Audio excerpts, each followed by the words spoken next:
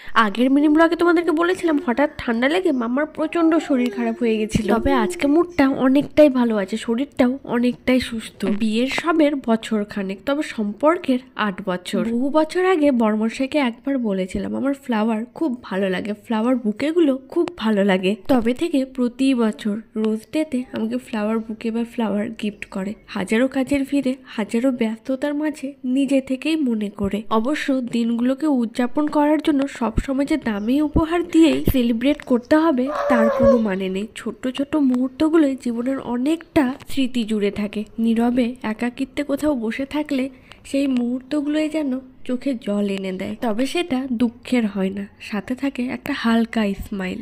এই শাড়িটাও কিন্তু Valentine's special gift, এখনো শেষ হয়ে যায়নি, তবে আমি ভাবছি রিটার্ন গিফট কি দেওয়া যায়, এখনো দেওয়া হয়ে ওঠেনি। আমার তো নিজের হাতে পছন্দ করে কেনা থেকে গিফট জিনিসটা খুব ভালো লাগে। ছোট থেকে মা বাবা পছন্দ করে এনে দিত, এখন বড়মশাইয়ের পছন্দই আমার কাছে শ্রেয়। আমার তো গিফটগুলো বেশ ভালো লেগেছে, তোমাদের কেমন লাগলো সেটা কমেন্টে বলো। আর জীবনের সেরা উপহার যদি বলি তাহলে আমাদের ছোট্ট মাটা।